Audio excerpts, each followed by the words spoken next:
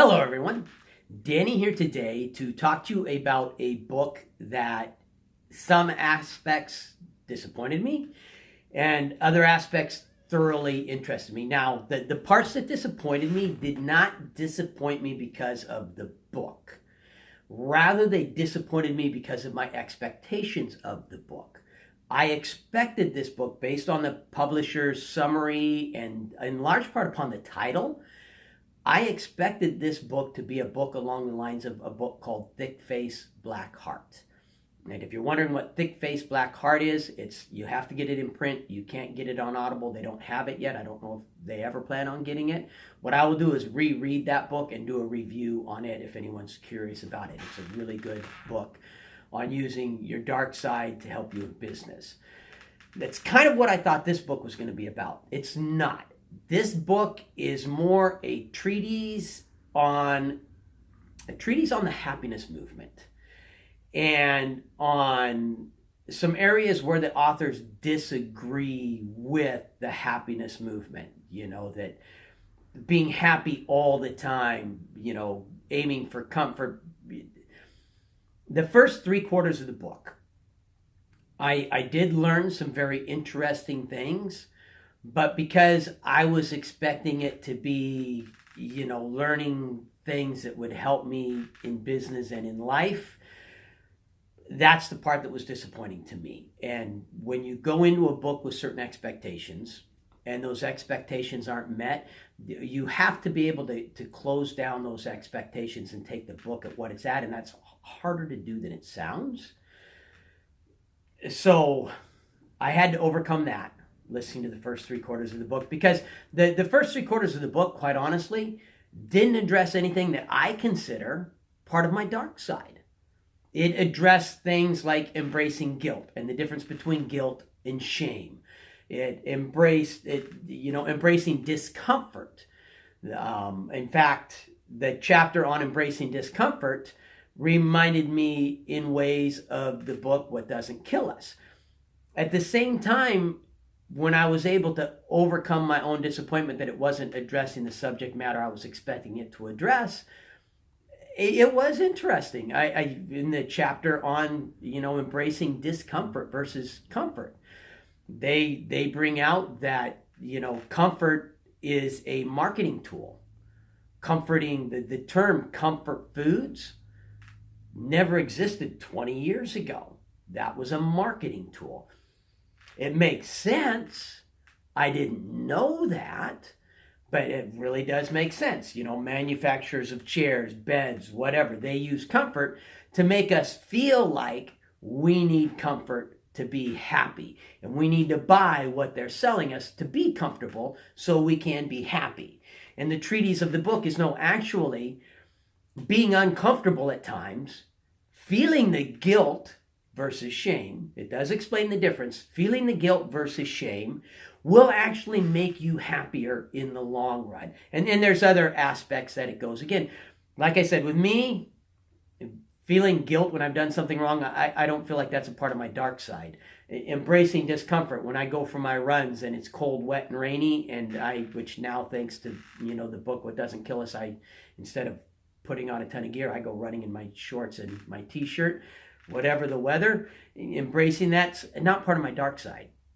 So that's where the book was disappointing to me, because how is that a dark side? I don't get that.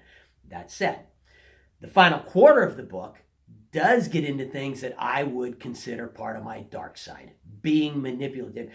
It calls it the triad of psychopathy, something like that. Anyhow, the 3 aspects of what psychopaths have.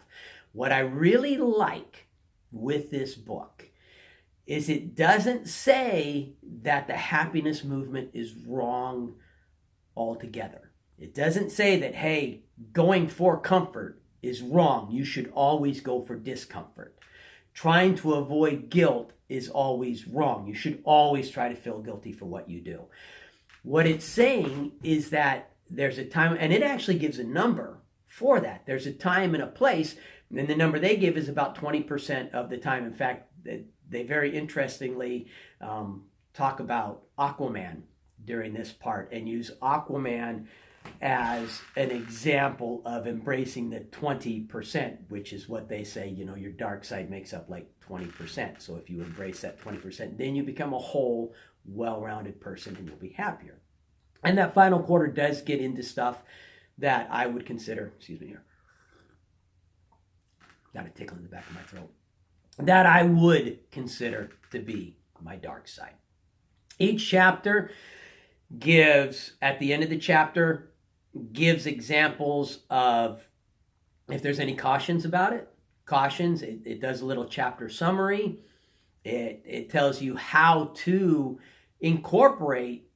properly incorporate, say for instance, guilt. How to properly incorporate guilt so the guilt doesn't overcome you and turn into shame. When to and how to properly use manipulation so you're not being manipulative for evil purposes. You're being manipulative. You're using manipulation to the good. Did learn that there's some very interesting things. There are things that they bring out that remind me of other books that I can totally go, like What Doesn't Kill Us. Oh yeah, that I remember that from What Doesn't Kill Us. There were parts that final quarter where it really got into your dark side. There were a few parts of that made me think, oh, see, now that they talk about in Thick Face, Black Heart. That being said, there's a lot of things they bring out that I haven't heard talked about in other books. And examples given that Aquaman. Who's ever used Aquaman as an example in a book? They use Teddy Roosevelt, and Teddy Roosevelt has been used as an example in another book, but not to the extent that they use him. They talk a good bit about Teddy Roosevelt during a couple of the chapters in the book and really use him well. They do a good job of using them as examples for the subject matter that they're at. Some of the areas that they're talking about, they give scientific proof. They quote studies that were done that back up what they're saying. And in some of them, and it's only a few, but there's a few where they don't give scientific studies to back up what they're talking about. Instead, they just give a theory. This is our theory, and this is why we believe this. And what they say does make sense. So their theory does sound solid and sound good, but they don't have actual scientific studies to back it up. And on some of them they explain, how do you safely do a scientific study like this without it being, evil to the people in the study kind of a thing, and that makes sense. This book's not going to go into my highly recommended. If you're someone who, and being American, this is another thing I didn't know. So the whole happiness focus is very American, according to the book. Did not know that. I've traveled the world. I was in the Marine Corps, spent 2 years in the Mediterranean. I've been to several different countries, and you get, when you're in the military and you're going into a country like Tunisia or Turkey or a country where they have a very different culture and you have to be very careful, you get training on that. Hey, when you're going into Turkey, do not look any of the women in the face. In that culture, that is considered offensive. So you learn that kind of stuff.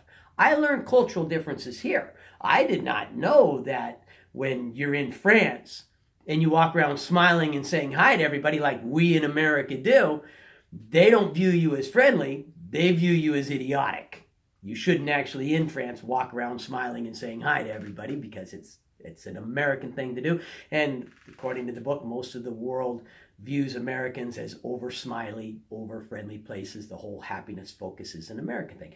They do a lot of cultural comparisons in there, which is really good, and I like that. And that's what I mean when I learn stuff. I learn stuff that I'd never, ever heard before. Narrator does a really good job. Love the choice for the narrator. If you're someone who has been really focused on happiness and the whole happiness movement, then this book would be a book that I would highly recommend for you. If you're someone who's just generally interested in psychology and how we think and things like that and opposing viewpoints, I'd recommend this book for you. But it's not going to go into my highly recommended. because if you're not interested in those two subjects, then I don't know that you'd find it to be worth a credit. And at the book's price right now, you'd want to use a credit to get the book. When I got it, it was an Audible daily deal. Woo, love Audible daily deals. So, it was worth the $3, maybe $4 that I paid for it. And I'm interested in psychology. I like books like that where I learn about me and how I think and how other people think. If you have any comments, any feedback, please send it my direction. Thank you, everyone who has been sending me comments. I've even gotten some people who disagreed with some of my reviews, and as long as you're giving me honest, hey, I disagree with you for this reason, then thank you very much. The people who just they want to tell me to F off and not give me anything useful, I'm not worried about you guys. Whatever. But to everyone who's given me honest feedback, thank you very much. I appreciate it. If you like my channel, please subscribe. And as always, have yourself an extremely wonderful day. Thank you.